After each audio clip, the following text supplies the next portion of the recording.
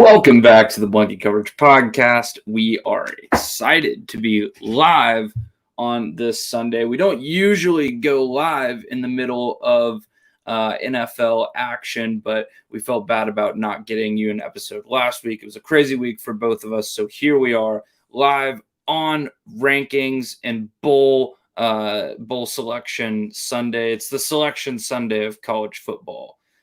If you will. I am joined here, as always, by my co-host, Jack Wallace. Jack, your initial reactions. I feel like for all the controversy that we had this season, which is all the rankings are really meant to do, it ended up being pretty cut and dry who the Final Four were going to be. I don't really think there was a lot of argument for what these four teams were. Now, I think we could have had a lot of argument. I know that there was a lot of wiggle room that could have happened, but we're not in the business of what could have happened. We're in the business of what is going on. And even though that's not really true at all, we always talk about speculation. But at least at the end of the day, this is what the rankings are. They are unmovable. This is what we're going to get. And I'm actually going to pull it up just for context so we can go ahead and see it. But right here, we have the college football playoff rankings here in full.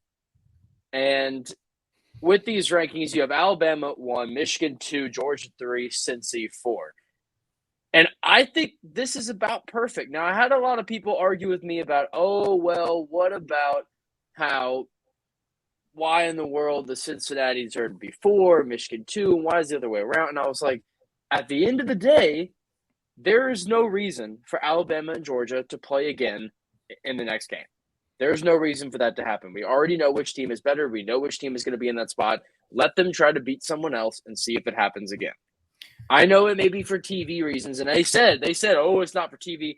That's totally a lie. They definitely did this for TV reasons, but I don't see any reason for Alabama and Georgia to play again in the first round of the playoffs. That doesn't make any sense to me. I wouldn't want that. Here's my argument. I think Alabama fully earned that number one ranking and to jump Michigan. And we all knew it was coming. They should. Well, they beat Georgia badly. They should be number one. Because, look, Ohio State, yes, they were number two when Michigan beat them. And beat them in a similar fashion. I mean, those are two comparable opponents. But here's the kicker. Is that Georgia was undefeated. It was in the conference championship. And I'm not trying to argue recency bias here, but Alabama beat the team that had been number one in every single ranking. Ohio State had worked their way up, worked their way back from that loss to Oregon, right? Georgia has been number one in every single ranking so far. So that when has Georgia slipped up this season besides Alabama? No, not at all. It hasn't. That's your answer. And that's your answer. Yes, and there is an argument to be made. I personally won't have it because yes, they did not play the toughest schedule on earth. They did. It was not a very hard schedule. They also had by far the best point differential in football, and Alabama almost slipped up against some similar opponents. Yeah, you can look at Auburn. Look at Auburn. Exactly. My point exactly. So look at Tennessee. You want to argue that Georgia was overrated all along? Maybe in the historically great defense context, yes, they might have been a little bit overrated, and that specifically may have been an opinion based on playing not great competition. I do agree with that point. I think saying that their historically dominant defense is starting to get a little put to bed because they've only really played one really solid offense and they failed. And I get you can say Tennessee. I get Tennessee and Arkansas had good seasons too, but I'm not going to compare Heisman. Yeah, I'm not going to compare. I'm agreeing with you here. Yeah. That being said, most of it came in the second quarter. That's true. But the 300 yards and the big plays. The difference in that ball game was the 300 yards of offense. And I think that goes to a coaching discrepancy. Honestly, this is just a guess.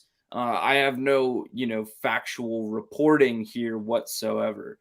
But the fact that in that second quarter, Alabama was able to come out and be so explosive against this Georgia defense, which had been heralded as maybe one of the top 5 or so best of all time throughout the year. And they had earned that through playing great defense. But when it came to the test, Nick Saban and the Alabama Nick Saban doesn't coach the Alabama offense, but you know what I mean.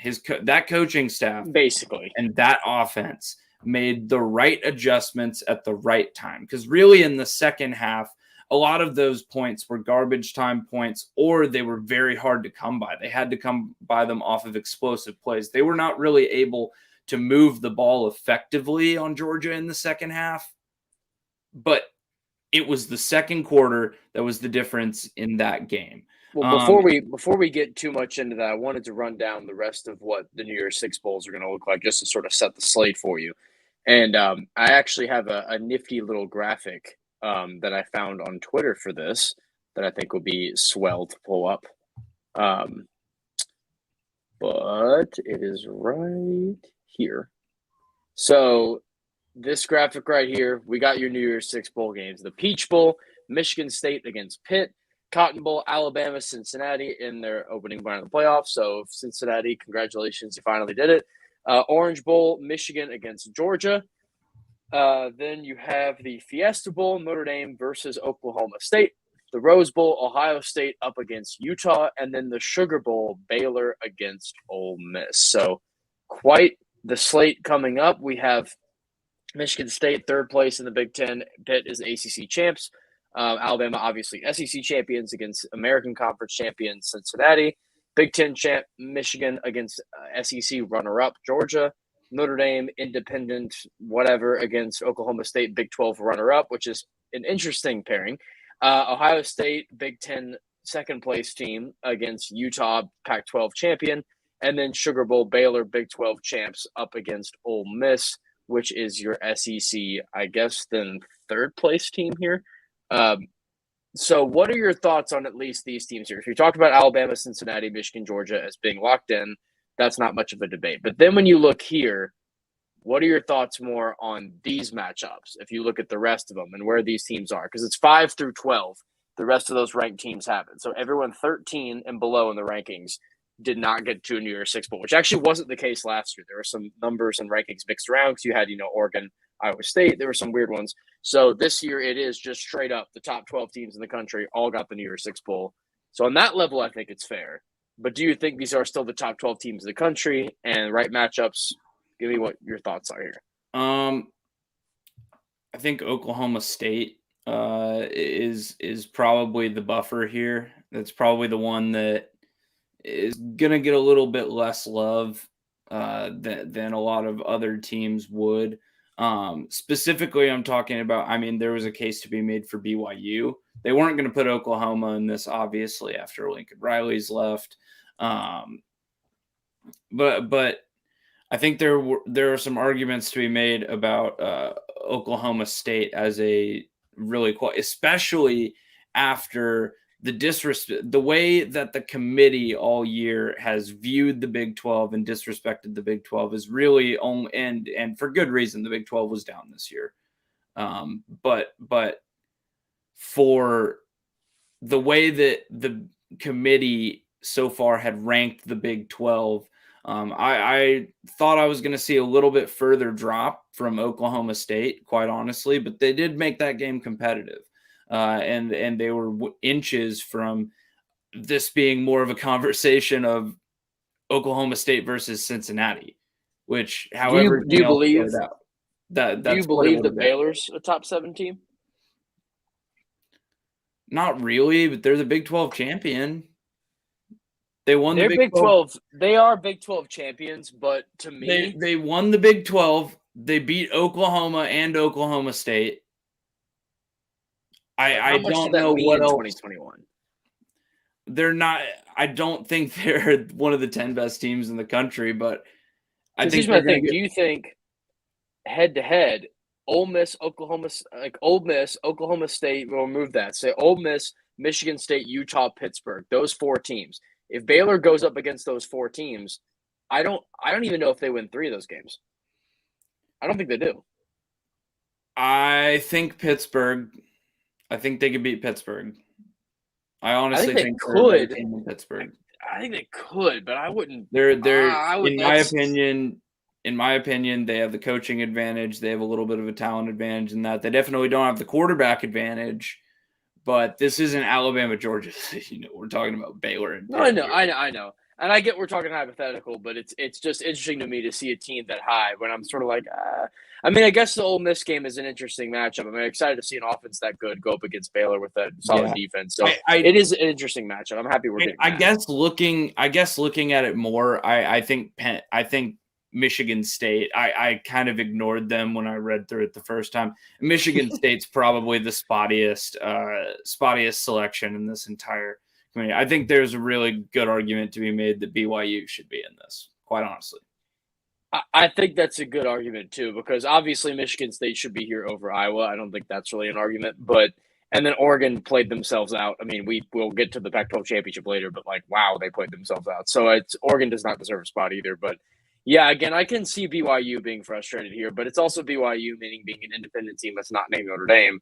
You're just not going to get any respect, even though Notre Dame's schedule was not good. They played one truly good team and lost by a lot at home. So that was the point I kept making about Notre Dame. I never really understood why they're so high, because I was like, what have they accomplished? I mean, they barely beat Toledo. They barely beat Florida State. I get there early in the season, but those two teams ended up doing nothing at all this season. I mean, Florida State failed to make a bowl game, and Toledo couldn't even make the MAC championship. So I'm like, I don't really get where the Notre Dame hype comes from when they beat down on bad teams. I mean, looking at this list, BYU is the only one that you could legitimately make a complaint about. The top 12 teams are the ones that made the college football playoffs. I think BYU would give pretty. In fact, they did give one of these teams a game. They gave Baylor a game. In fact, they beat Baylor. But you're forgetting they're not the big money, big market anything. So you're not going to get anywhere with that, which is unfortunate. But we can now move on to look at the games we have here. And the top games we're going to come in first, and we're going to talk about the Pac-12 championship game where, wow, Oregon, you blew it. Oregon had a chance against Utah a few weeks ago, and they lost by a lot. They had a second chance against Utah, and they lost by a lot. Utah wins 38-10. Utah outscored the Ducks 76-17 in 2 games. First ever Pac-12 championship for Utah. We actually had a lot of teams get their first ever championship this weekend, but Utah was one of them. And how good are the Ducks is the question. How good are the Ducks? Is it really – or sorry. How good are the Utes? How good are the Utes here? Are they really that great of a team? Well, we're about to see, aren't we? Playing Ohio State. You're playing a furious Ohio State team, too. A furious Ohio State team that, I mean, did deservingly lose, but lost by a hair, and then all of a sudden your season's essentially over. And, I mean, yeah, you're still playing to your 6, but – you're playing a really angry Ohio State team versus a really hyped-up Utah team. So I'm excited for it. But, yeah, Utah, you got to give them a lot of credit after this one. This was a really impressive win. I mean, a guy who wasn't on my radar really until last week, I listened to a mock draft that they did on The Athletic. I think it was Dane Brugler. Devin Lloyd, this kid, the linebacker from Utah, he is every bit of a first-round pick. He is every bit of an NFL off-ball inside linebacker. And he can do everything defensively. He's a real Swiss Army knife. I know that's a little bit of a cliche term nowadays, but he does everything for that defense, including a interception in the last game. And can we talk about it go ahead, sorry. You want to talk about it in the context of Oregon, how they never got out of the Anthony Brown hole. This is a little bit Kirby Smart-esque, right? I was going to mention Anthony Brown. He was giving me Spencer Sanders impression. He had one good game all year. It was against Ohio State, and that day Ohio State couldn't stop anybody. That was back before Ohio State learned how to stop anyone. They were still getting that defense together, which is something that we've seen out of Ohio State in past years. It takes them a few weeks, and I think we can really reliably say this under Ryan Day. It really takes them a few weeks, really through mid-season probably, to get their defense in line. I don't think Oregon's a better team than Ohio State. I think it was a great win at the time, but we saw throughout the year who Oregon really was, and that was a very talented team without a real quarterback. Well, then we see what happens now, which team's in a New Year's Six Bowl and which team isn't. I mean, right.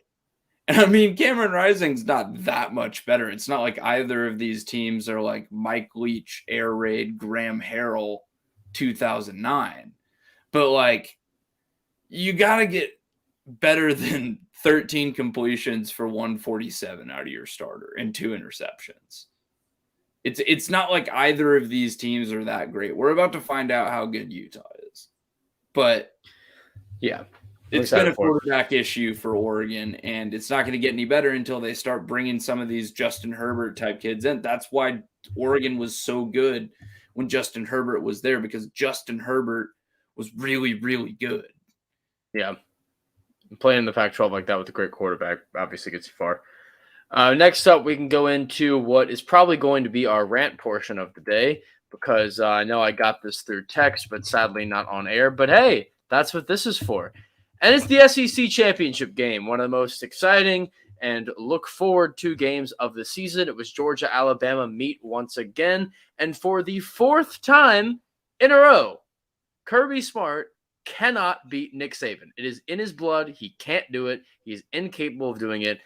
And it wasn't good. 41-24 is your final score. Georgia absolutely gets bodied in this game. The Georgia historic defense, we can say goodbye to that. Georgia allowed fewer points in their last 5 games combined. Young threw for 421 yards and 3 scores. Williams got 184 yards and 2 touchdowns receiving, 536 total yards for the Tide. And Georgia led 10-0 early, and then Bama went on a 41-14 run.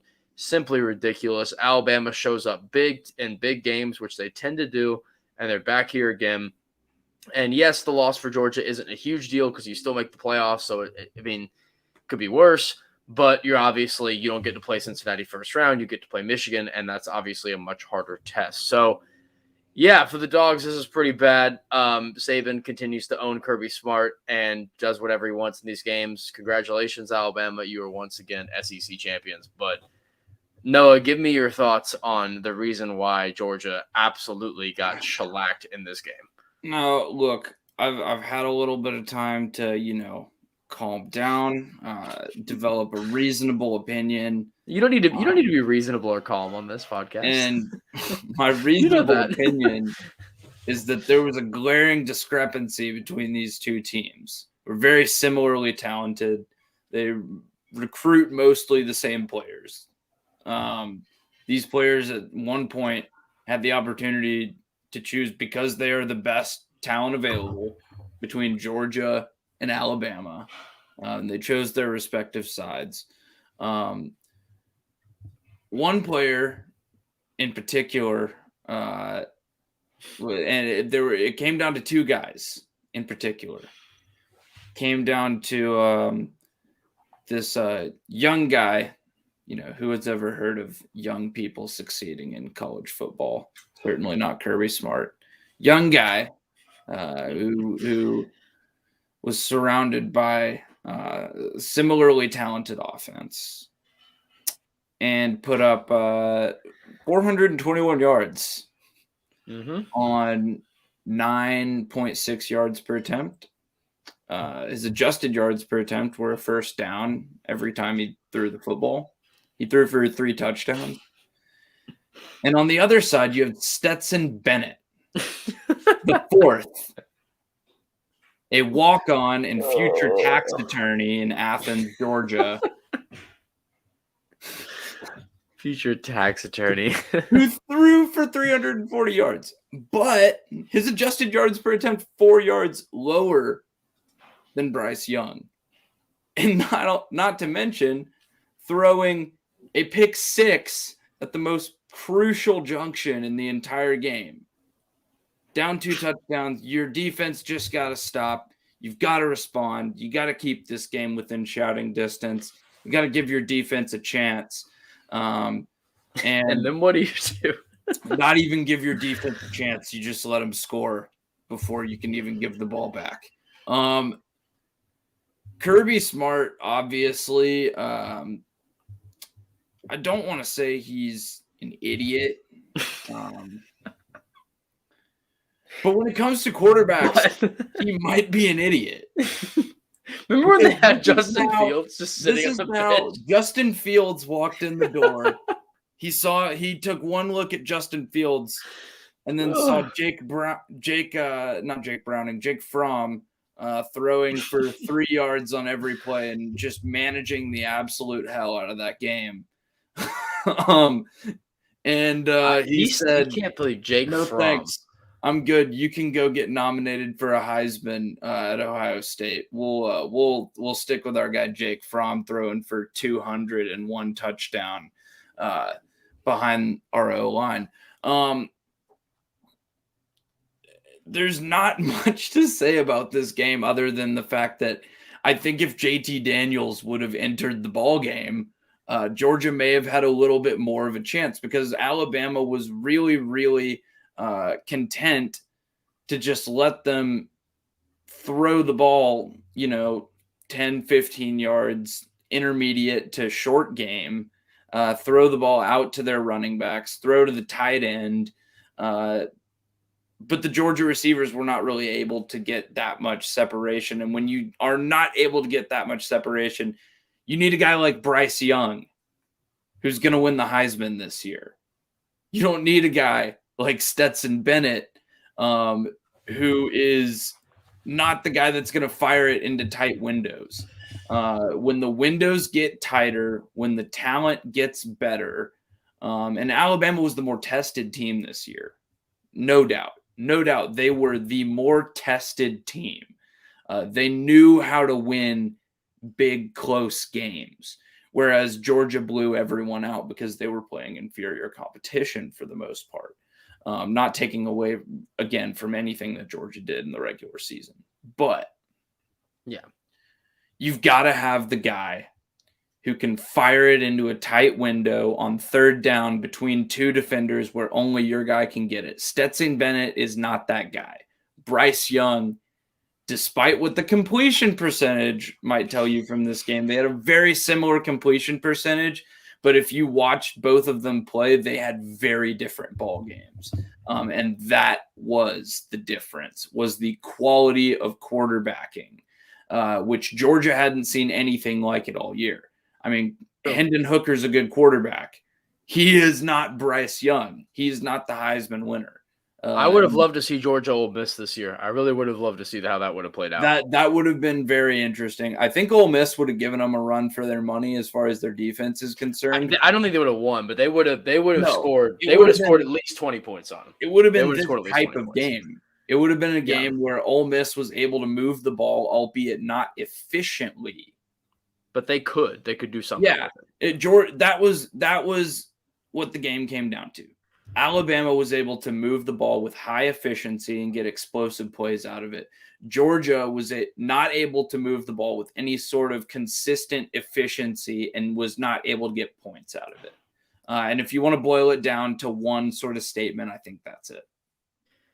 Well, next up, we can move on to the Big Ten Championship, and this one will not take very long to get through, to be honest with you, because this game was something. I feel like every other year the Big Ten Championship is just a slaughter. I don't know why, but it feels like it's rare when these games are actually very entertaining. And that case was not true this weekend because we thought Iowa was going to lose this game. We both had Michigan pretty cleanly.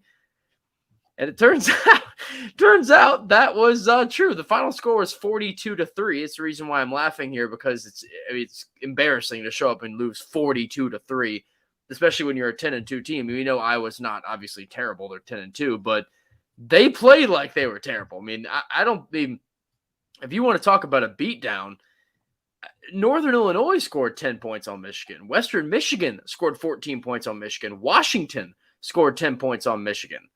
Rutgers scored 13 points on Michigan. These are all teams that are not that great. I mean, I know Northern Illinois won the MAC. We'll get to that later. And Western Michigan wasn't terrible, but Washington was terrible. Rutgers wasn't any good. I mean, Nebraska lost this game by 3 points. They scored 29 points on the Wolverines. So you're saying as Iowa, you can't even score as many points as Northwestern did? Northwestern put up 7, and this is one of the worst seasons in a while for Northwestern after actually a really good one last year. So this was a bizarre game. Again, we knew that Iowa was not very good. We thought they were not going to win this game, but this was an unbelievably impressive effort by this Michigan defense and even the Michigan offense too. They had 3 different players score rushing touchdowns. Both the passing touchdowns were scored by different quarterbacks. I mean, there was every weapon you could think of. They're kind of a jack of all trades. Like, I know Swiss Army knife, I know we're using a million cliches, but that's how this team works. It's a million different guys that are all putting in their thing. It's hard to find one specific extremely big star. Haskins and Corum both kind of shaking off their own. I mean, Corum was the leading running back with 74 yards. He only touched the ball 5 times on the ground. 5 for 74 and a touchdown. I mean, it's a very big rotation in how they do this. Petras was absolutely god-awful for Iowa, 9 for 22, 137 yards, no touchdown. So, yeah, I don't really have a ton to say other than that about this. It just was pretty clear. Michigan's first Big Ten title since 2004. Really impressive win, and kind of hilariously, Iowa ends up not going to a New Year's Six Bowl, which was expected, but still kind of funny.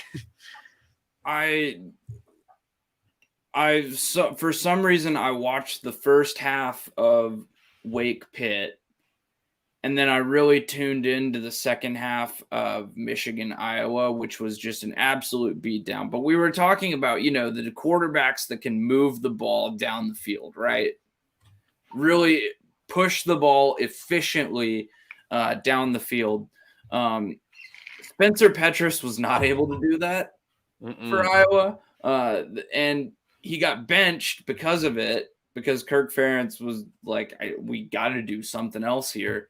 So they put in this kid, Alex Padilla, and what does he do but go for negative 0.5 adjusted yards per attempt? I don't think I saw a pass attempted beyond the line of scrimmage, Jack. I don't know how much you watched of that second half, but it was... I didn't watch much. It was a joke. Run for 2 yards, swing pass, or like little slant. It was the least explosive offense I have ever seen. Well, actually, if you want to look at this is the second half. These are Iowa's drives in the second half. 6 plays, 16 yards, minute 33, punt. 14 plays, 60 yards, 7:13, 7 minutes to go 60 yards for turnover on downs. They got all the way to the Michigan 8, and they failed. And actually, then it was 21-3. So a touchdown there would have made it actually somewhat interesting. Punt, 4 plays, 13 yards, minute 13. Punt, 3 plays, 5 yards, minute 57. Interception, 3 plays, 6 yards, 103. And then their final drive of the game was 4 plays, 28 yards, and 25. So after that turnover on downs at the Michigan 8-yard line, which, mind you, that was with 8.5 minutes to go in the – oh, wait, sorry. That was with 1 minute to go in the third quarter. Iowa did not gain a single first down until about 30 seconds left in the game. It was nothing. It was 3 and out punt every time. It was a nothing burger. It was just a complete nothing burger. And I don't know if you're an Iowa fan. Look, I get that, like, you exceeded expectations this year. And we thought that Iowa was going to be a good team, but I don't think we thought that they would be, a top 15 team. We both had Wisconsin as winning the Big Ten West. I mean, we didn't have Iowa winning that, which made sense. We had Wisconsin, Ohio State, which is a pretty safe pick. But at some point, you've got to figure out, if you're Kirk Ferentz, you can't just be content with 10-win seasons where you have 0 offense. Like, I get that this is like a good season for Iowa, and one that they should be proud of. But the way the offense looked this year, if you ever want to take the next step, if you ever want to be able to capitalize on one of these types of years where you've got a great defense and you've got a schedule that works out for you. You get some luck in a big game like Penn State gives you a signature win. You've got to be able to capitalize on those types of situations. And I think just personally a disappointing end of the season for Iowa overall. Oh, yeah. Even though it was a great season, just disappointing for them to really come out and show zero signs of life in this game whatsoever. Iowa was actually the only team in championship weekend to fail to score double-digit points. The next lowest score was actually a few. One had 13, 16. A couple teams had 16, so not a lot. But we can move on to the AAC Championship because you know what? We're going to include them in our Power 5 conversation because we finally have a beautiful moment that we've been waiting for since really 2017, not even 2014. But we have a G5 team in the playoffs. It's official. It's done. Finally, it happened. And yes, they did have to go 13-0. They did have to win out convincingly in pretty much every game. Not every game, but pretty much every game. And Cincinnati defeated Houston 35-20 in the American Conference Championship. Admittedly, a pretty impressive showing from Houston. They didn't just roll over and die. They actually did play a pretty decent game here, which was expected. Houston is a pretty good team, but in the American Conference, it's the best record hosts. So this game was at Cincinnati, which obviously helped. But yeah, Desmond Ridder was fantastic. 11 for 14, 190 yards, and 3 touchdowns. Ford was also electric on the ground. Jerome Ford, he had 187 yards and 2 touchdowns rushing. I know it's not a huge rushing team with Desmond Ridder leading the helm, but it's pretty impressive. The game was actually very tight at halftime. It was 14-13, Cincy up by 1. But then a 21-0 third quarter kind of put the game away. A late touchdown by Houston made it a little closer. So, Houston showed up big, at least in the first half, but whimpered away. But Houston's still 11-2. They still played a great season. They still did a very good job this year, so shout out to Houston. I know they got in a pretty decent bowl game. I'm not entirely sure what they're playing. If you have it up, I'm trying to find it. But I would be shocked if they didn't have at least a – they're playing – never mind. Sorry. They're playing in the Birmingham Bowl. So, nope, never mind. Houston got shafted. They'll be playing 6-6 Auburn. So, there's that. So they get to play at Auburn. Basically. So that's your reward for going 11-2 in a season. You get to play 40 minutes away from Auburn in the Birmingham. Well, I mean, if you lose to a 6-6, I think it was 6-6, Texas Tech to open the season, I think it's deserving that you have to just stay in the South and play Auburn. Yeah, that's fair. But yeah, that's pretty much all for that game. If you have anything else to add about that, not too much. It was a pretty clean win for Cincy. Yeah. Next up is the Big 12 Championship, and oh my God, I was to have some background on this game because this game was the most exciting championship game of the day by far. By far. And this game was basically, I think this was pretty much the only game that actually went down to the final quarter, really. Every other game was either a blowout or was pretty much done. So, this was pretty much the only game that went down to the fourth quarter. And it went down to the last play. And I know we both have said that Spencer Sanders is not a good quarterback and cannot accomplish big things as their quarterback here. But my God, can Spencer Sanders not accomplish anything? This game was absurd. Now, I had Oklahoma State winning this game. I was wrong, but I was only a play away from being wrong, too. I mean, this game was absolutely insane. Baylor wins it 21-16, and Oklahoma State, shockingly, gets 7 attempts at the red zone on 2 different drives and musters 3. I think it was 3 points. So I think they got the 3 points total, 1 field goal. And the second attempt, I think it was third down or fourth down, and Baylor had a pass interference. So it was first and goal at the 2. First play, run up the middle, stuffed. Second and goal. Second and goal was a run up the middle, stuffed, but almost scores. It was actually really close to scoring because he reached over the top of the hill, didn't get there. Third and goal, it's trying to go to the back of the end zone. It's not there. Passes way too high by Sanders. Terrible pass, but Baylor covered it well anyway. Then it's fourth and goal, and it's a handoff to the left side, and the running back goes all the way down and dives a little too early, stretches out to the pylon, and gets about 90% of the way there, but falls short. It was almost like the Michael Penix touchdown from last year, but just not good. So, I think this game proved a bunch of things. It proved that neither of these teams are really all that great because I don't think Baylor looked very good a lot of the game either. They tried to lose a lot of this game.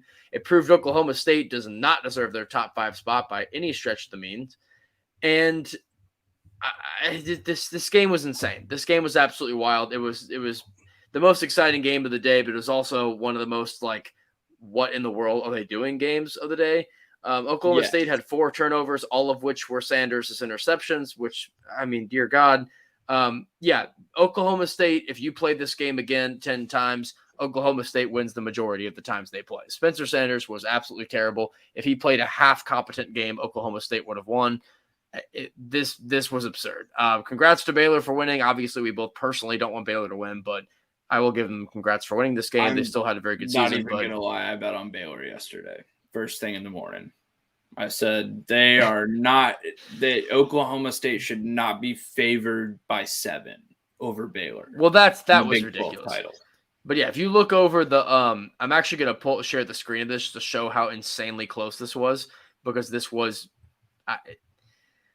I really can't exaggerate how close it was for Oklahoma State losing this game, but it's up on the screen right now, so we can look on it through here. But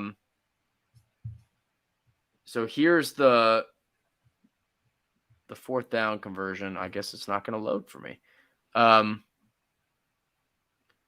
So that was the 3rd and 3. That was incomplete, but they called pass interference with 1:27, which basically at that point I was like, all right, Oklahoma State's got this.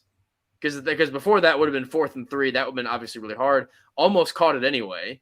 Can we start a Twitter petition to stop bad quarterbacks throwing goal line fades? Yeah, that was just painful. You should have to you should have to have a license to throw a goal line. Look how close this was. It'll show it again coming up. Look how close this was. Because I thought he got it when he first started running. I thought he had it, and I didn't realize how bad the angle was. I don't know why it's taking so long, but there we go. So wait, back up. I need to see that one more time. Did the Baylor fan just throw the frog? Did I see a Baylor fan throwing the frog? Where? Maybe not. Which one? Know. Maybe I'm seeing things. No, I didn't see it. No, I don't think look so. how tight this was. He's still up, and he's still up. If the pylon was 4 inches closer, that would have been a touchdown. He's still up right now, and then he falls, and he's short. Like, that is – oh, my God. That's a great segue, Jack. It's been a while. That's tough to see that close. Well, we can move in to our next game, and that is the ACC Championship, which, first of all, how about Clemson not making it this year? Wonderful to see. We love to see it. Just want to put that out of the way. Shout out Clemson for not showing up to this game. And shout out number 12 Pitt. I was telling you, Kenny Pickett in Pittsburgh is a pretty good team. When they deserve some respect. When they put up 60 on Tennessee, I was like, there's no way, like, our program is dead. There's no way you should ever give up that many points to Pitt. And then we see Kenny Pickett out here throwing around fake slides. That was nuts. That fake slide was crazy. That fake slide was not to go full skater, bro, but that was like the steeziest thing I've ever seen in my life. That was so smooth. That's a cool full Slater, bro. It's got to be on here. Oh, also, Pickett set the ACC record for most passing touchdowns with 42 in the season. He should be getting an invite to New York. Pickett really was great. Do they not have – I'm trying to see. Do they not have to play? COVID senior, too. He was a super senior. I don't see it on here. But, yeah, this was pretty remarkable. Wake Forest had 2 turnovers, back-to-back drives in the fourth quarter, which gave Pittsburgh back-to-back touchdowns. So, yes, Oklahoma State, that's how you score at the goal line. Watch Pitt. But, yeah, 45-21 was your final here.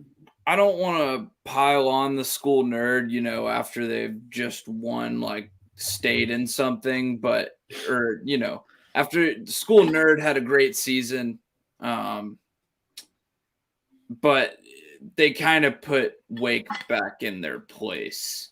I mean, there was talk about Dave Clawson getting other job offers, and I really don't think Wake's program was there. I think they had a great year, and much like Iowa, a lot of things went right for them at the right time.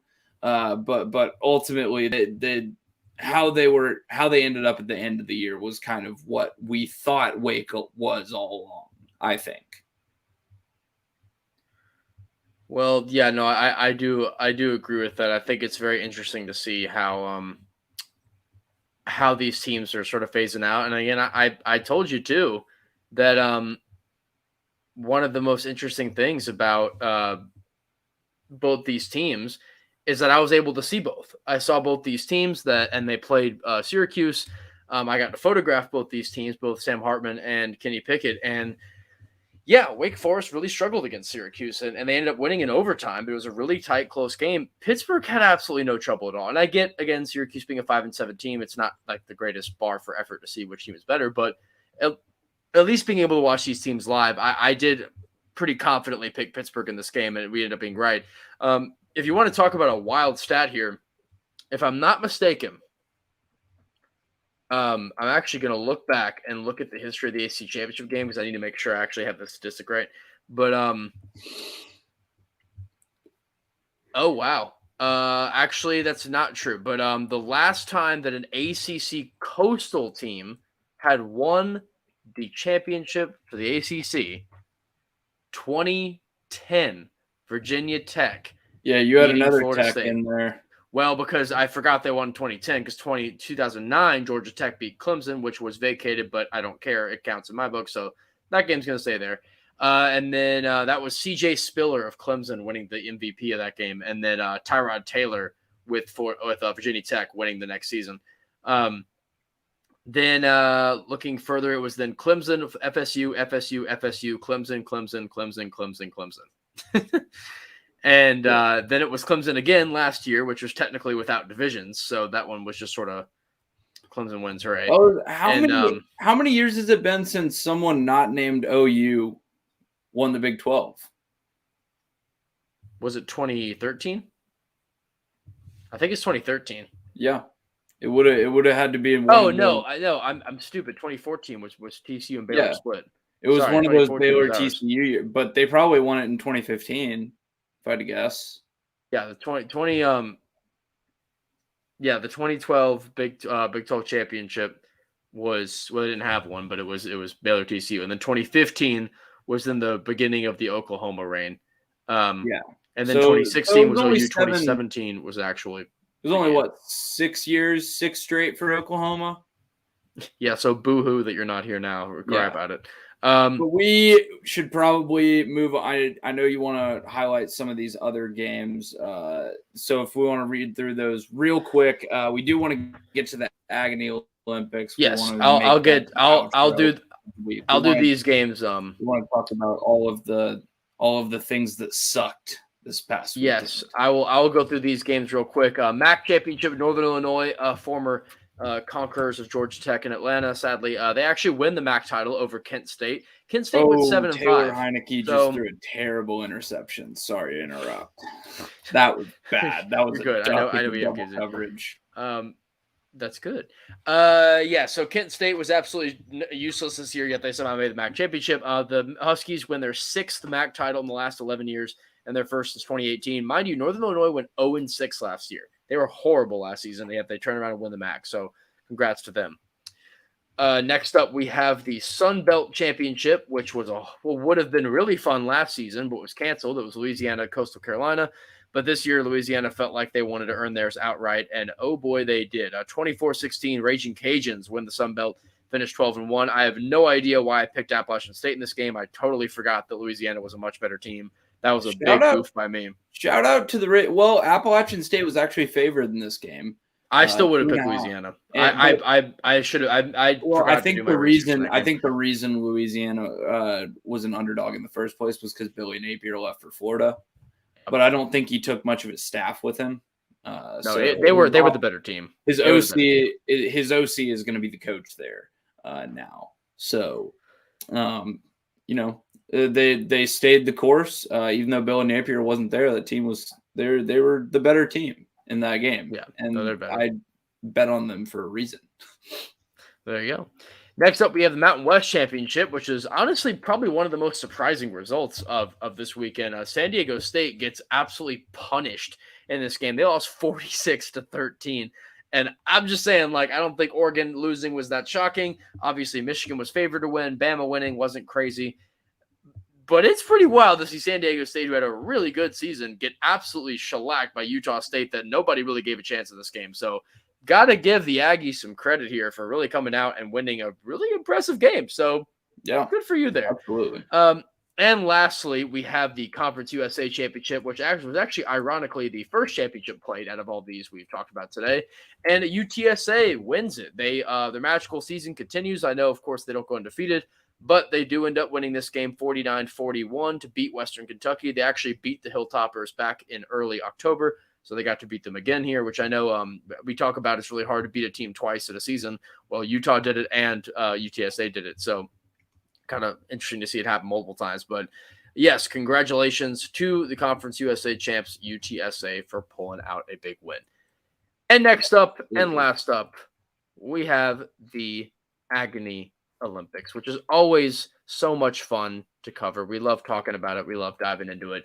But let's start it off with you, Noah. Who do you have for your bronze medal winner here? Anyone who willingly and voluntarily watched USC versus Cal last night, which was the tiebreaker of the day. The tiebreaker game. It was a tiebreaker makeup game. Yeah, so we actually tied. If for anyone who didn't watch other episodes or see stuff, we actually tied in our college football picks. We always pick 11 every week, which are top games in our teams.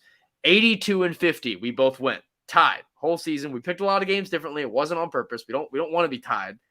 And then we picked our conference championship games, and we were still tied 6-4 and 6-4. So we had to get an 11th game in because there are only 10 conferences, and we had USC versus Cal, a makeup game a few weeks ago. And I had the Golden Bears, you had the Trojans, and Cal came through for your boy, and we got the win. Hey, we got a lot. Hey, we got bowl games. I know we got bowl games. Does not matter until we get to the playoffs, buddy. We gotta get to the postseason. Those are separate records, though. Those are postseason separate. We'll have a bowl record. We're gonna reconsider a few things, do a little more research. Of course. We're gonna get it right this time. We're gonna right the ship here in the postseason. My bronze medal winner is Oregon being forever owned by Utah this season. That was pretty pathetic to come out, and you have a perfect opportunity for a revenge game. You get a neutral site game. You don't have to go to Utah again. You have your chance to be big, and they fell flat pretty much almost equally as hard as the first game. So Oregon could honestly even go higher than this, but this is really bad from Oregon to really come out and should have been a big winner this week, but failed pretty spectacularly. Oh, 100%. We're actually going to have the same silver medal, but it's Spencer Sanders.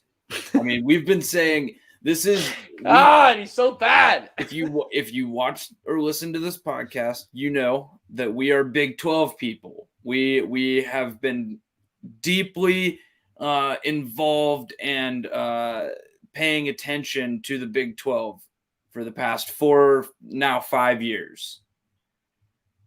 And none of those years did I ever think Spencer Sanders was a good quarterback who could lead zero of those years, which I think is how long he's been around, actually. Maybe he's been there a long time. He's been around for a really long time. I know neither of us ever had any confidence that he was going to get it done. So watching him throw 4 interceptions with a playoff spot on the line was a little bit of serendipity for us. Yeah. I had the shoehorned in the incompetency of Oklahoma State, which is all the same. And finally, give me your gold medal winner, Stetson Bennett. Because oh god. I'm proud that former walk-on, not highly recruited. He's a hometown kid, obviously, because his name is Stetson Bennett the fourth. The fourth is the best part.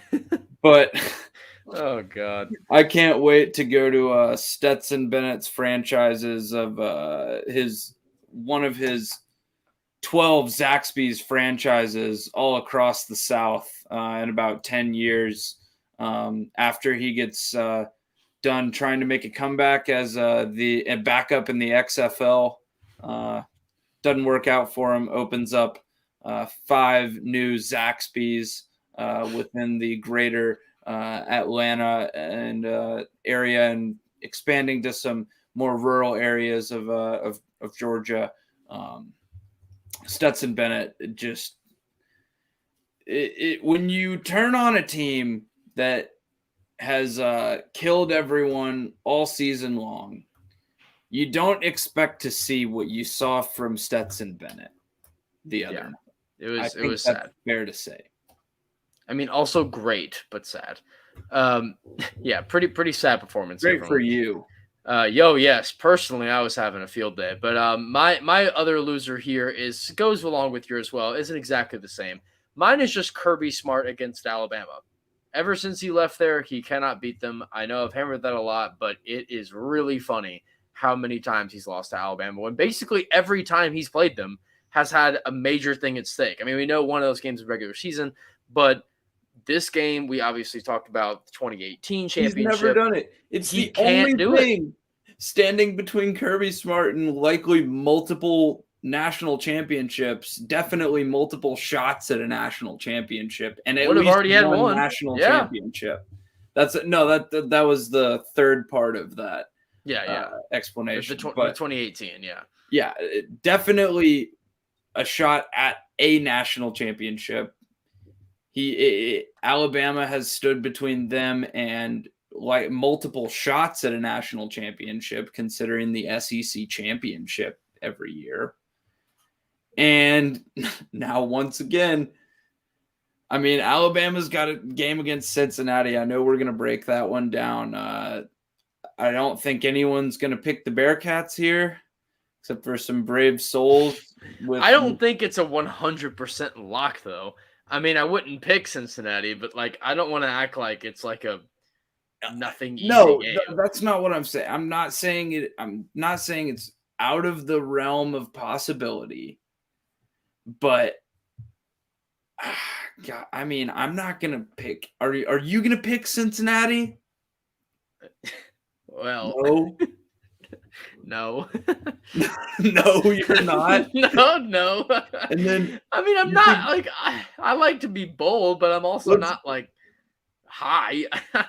Like that's a little. I also don't think it's a foregone conclusion that Michigan's going to beat Georgia, or that Michigan's going to lose to Georgia. No, because I know Georgia's mad about that, but like Michigan has been.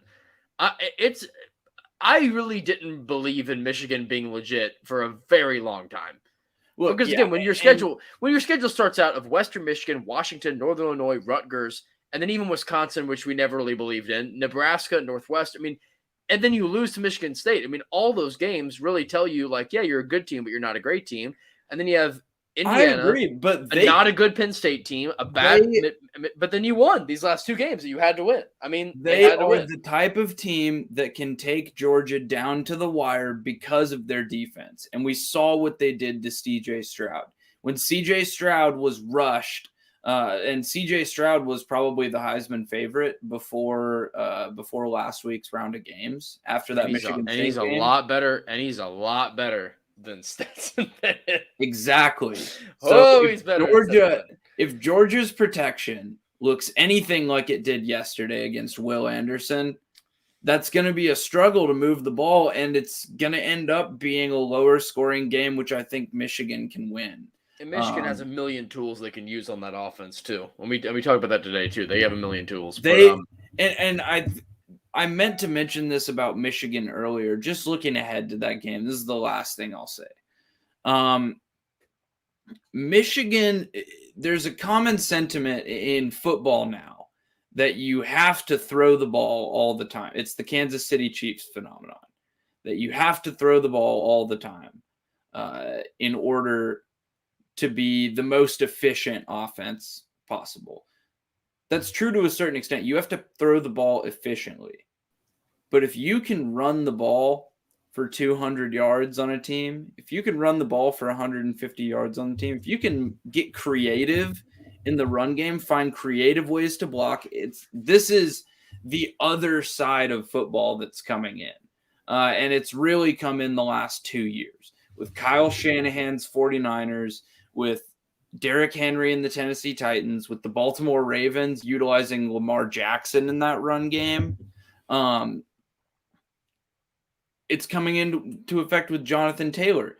If you can have an effective run game and a quarterback and I think all of those NFL teams have extremely effective running games, obviously. I think Michigan, honestly, has probably a more effective running game against good defenses, at least, than Georgia.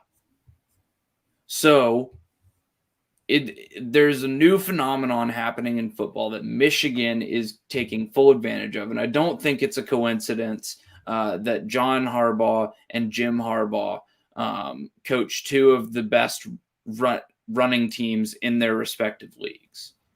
There is a really big emphasis now on getting creative and finding creative ways to run the ball, getting defenders moving to different sides of the field, incorporating wide receiver handoffs, incorporating quarterback runs. Obviously, Michigan uses J.J. McCarthy in that manner.